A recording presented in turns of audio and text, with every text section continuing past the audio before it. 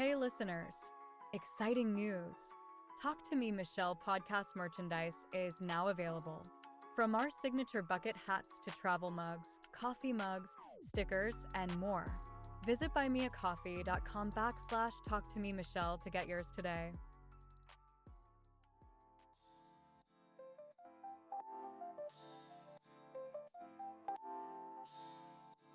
Talk to me, Michelle. On the street lights on the corner. City vibes got a story. Feel the beat, don't ignore me. Welcome into another episode of Talk to Me Michele. Hey y'all, it's Michele. Another episode is upon us. And I really want to get to something that may be slightly controversial, but it really isn't. And it is the power of the B word. Now, I'm not going to hit around. Y'all know where it is. So don't be so sensitive in this episode. Because the word bitch is used in different contexts. Bitch! Then I laid it out. But you said bitch, though. You said bitch. Yeah. And why does this word hold so much power and a little controversy? When you hear the word bitch, what comes to mind? Insult. It cuts deep. It may spark anger, may spark hurt. And for others, it's a badge of honor, a declaration of strength and power. Like, I'm a boss biatch. But it's amazing how one word can provoke so many different emotions, from being offended to being empowered. And depending on who's saying it, let's be very detailed when we talk about this, because it depends on who is saying it. That's the bottom line, and how it is used. So I want to cover in this episode about the complexity of the B word. We're going to unpack the triggers, some strong reactions, and explore how it's evolved to both be a weapon and a symbol of independence. There is a historical context when it comes to the word bitch, and an evolution of it as well. It originally comes from the Old English, bashi, and it's spelled B-I-C-C-E, and that means female dog. But you give it a little time, it did evolve into a derogatory term that was used to insult women. It's equating us to be aggressive or unpleasant. By the 15th century, the word began using as straight slurs against women. It had real negative effects and meaning to it. But in recent years, particularly in the 20th century, this term has been reclaimed by some women as a symbol of strength and empowerment, and has turned this word that once used to demean women, now it expresses confidence, resilience, and independence. So how has the B word shifted? I mean, it's undergone significant transformations over time. And historically, like I said, it was a derogatory term that was aimed specifically at women.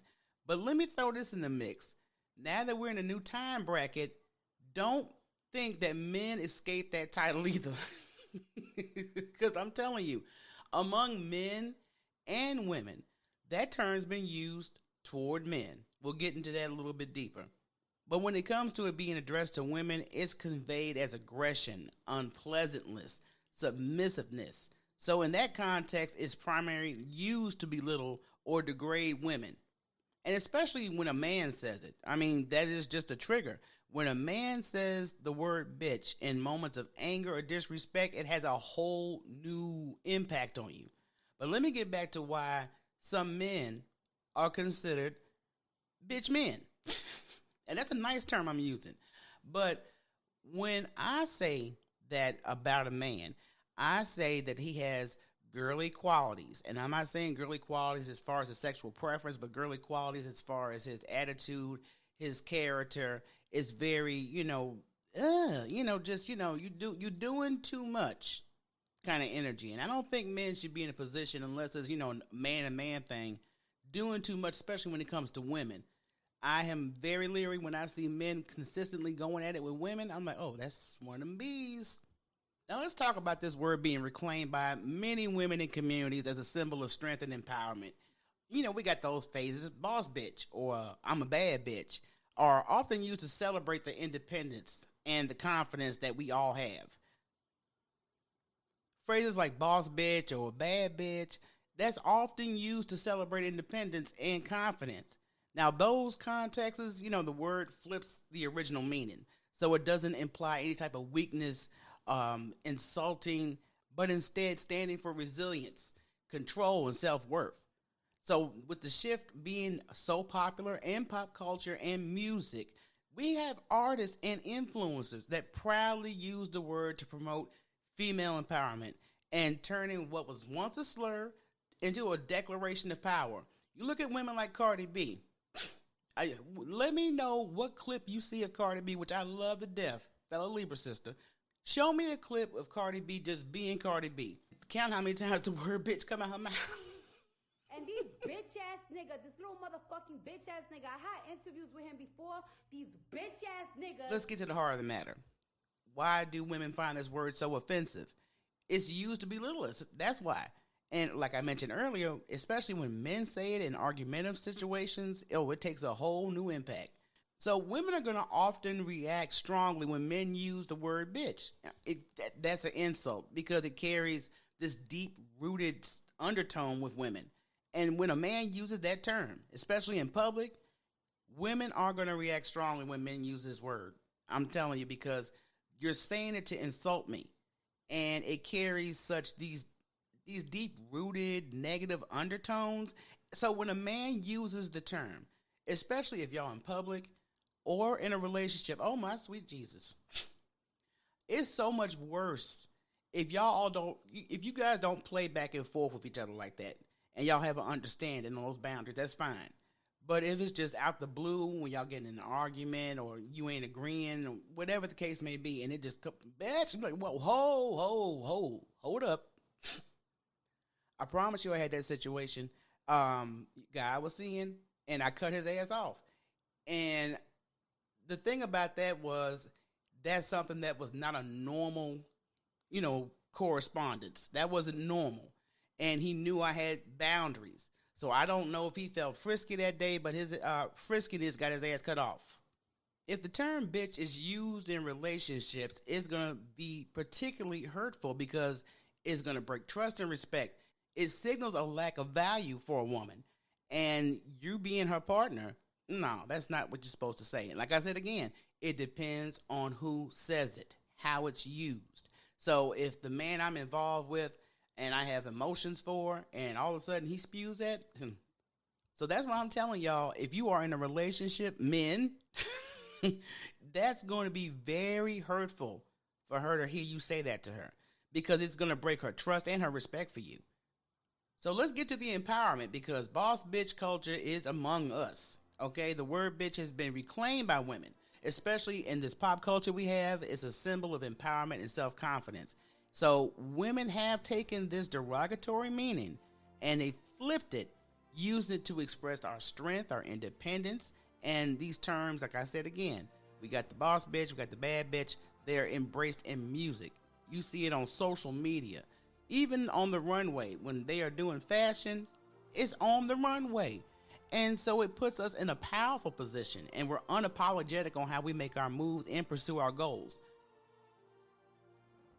Think about it. Look at the artists that have come out in this time. We have artists like Beyonce, I mentioned Cardi B earlier, Nicki Minaj. They have popularized this word to wear it as a badge of honor. So, I know older generations are a little confused, but I can understand it because I'm part of the culture too. I ain't going to lie. So claiming that title, it allows women to take ownership of the term. It redefines it. And it's a more positive than a negative. And you may still be asking yourself, how is that a positive? Okay, let's take the term, I'm a boss bitch. Okay? So when that's said, it should represent declaration of strength, confidence, and independence. So it's a woman that's in control of her life. She's not apologizing for how she's moving, both personally and professionally. So it's going to celebrate a woman. It's going to empower a woman. And it portrays women as a leader. They embrace the authority that they have, the success they have, and they don't feel no necessity to explain their success. Long as they do the work and the success shows, that's all you need to know. That's a boss bitch. Prime example, I listen to the Breakfast Club on a regular basis, and they have the ads in between. So they had an advertisement playing for Paris Hilton, which I did not know who was. Is she still singing? I did not know. But she has a single out now called Bad Bitch Academy. Now, I personally will not be streaming that because just the ad was enough for me. Now, you give me a song like Rihanna's Bitch Better Have My Money. Oh, I'm rocking that all day long. And I feel the attitude in that. You owe me money? Bitch, where's my money? When it comes to girlfriend interactions, because I know that's going to come up, well, y'all call each other bitch all the time. Well, let me tell you about that because it is a bond, okay? It's not just a phrase. We have, number one, rapport. So I just can't randomly meet somebody after a networking event and say, hey, bitch, you want to go for a coffee? No, I can't do that. I don't know if she rocks that way. But see, after, you be around each other, you feel each other out, and you see where they socialize and how they expect to be interacted with. That's all you need to know. So the word bitch is used casually between women. That is like our code sometimes. It shifts from the offensive origins to playful bonding phrase. If you guys were fans of the Gospel and Heifers podcast, you knew my sister and I would call each other that all day, every day. Problem is, people mistake that, that's siblings. You can't call her a bitch, and vice versa. That's our term for each other. So when people, get a little too comfortable, but that's the way it is. That's a bonding phase. Bitch, you doing a good job. Bitch, you doing a good job. Bitch, you doing a good job. Bitch, you doing a good job. Fuck that laundry. Fuck that dish. Take a break and shake that shit. Now, when it comes to the friendships, it can be used as a greeting. You see your girl, hey, bitch, what's going on? Or, it's a way to express, shared excitement. Yes, bitch, yes. So in those contexts, the word can be stripped of the harshness and it becomes an inside joke or expression of closeness. And it's a way for women to affirm their relationships and showing support for each other, celebrating each other. Because I'm telling you, behind the scenes with my girlfriends, I'm like, bitch, do that. Do that. And it's just automatic when I have rapport with these women and I see them doing well for themselves. And I get the same thing from them.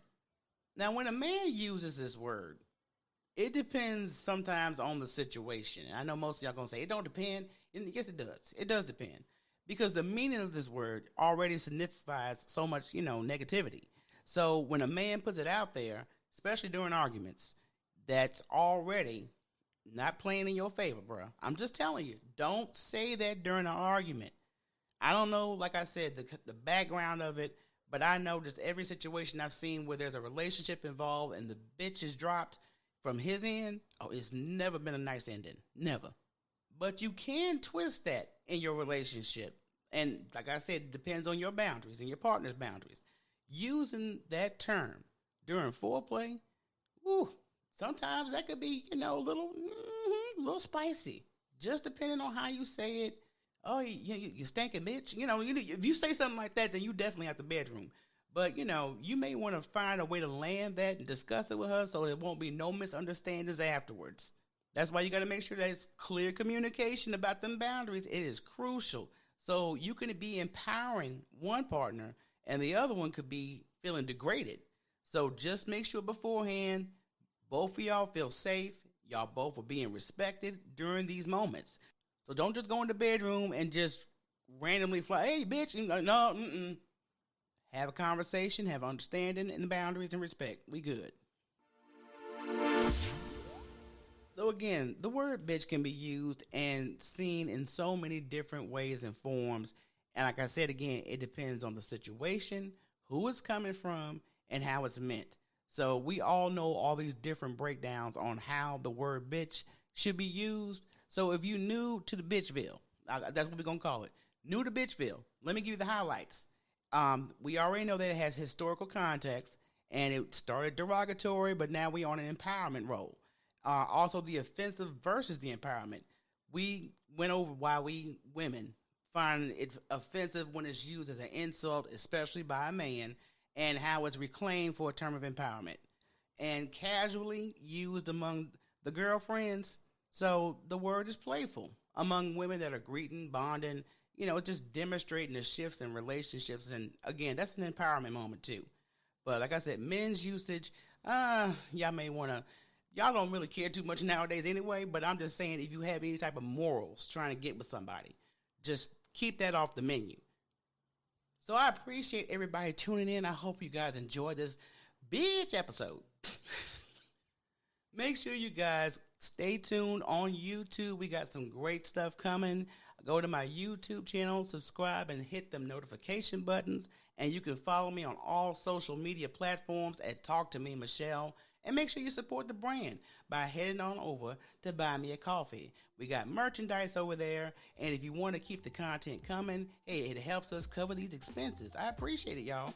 So buymeacoffee.com/Talk to Me Michele. And I will see you next episode. Peace.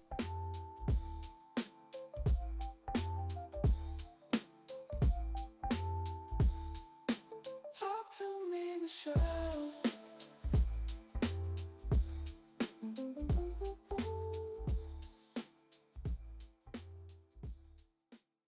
Hey there, podcast lovers. Are you enjoying our episodes and want to help keep the magic going? We need your support. Head over to Buy Me a Coffee and make a small donation to support our show. Your contributions help us create more amazing content, bring in exciting guests, and improve the overall podcast experience. Every little bit helps, and by donating, you become a vital part of our podcast family. Plus, we have some exclusive perks and shout-outs for our generous supporters. With your support, we can continue delivering the content you love.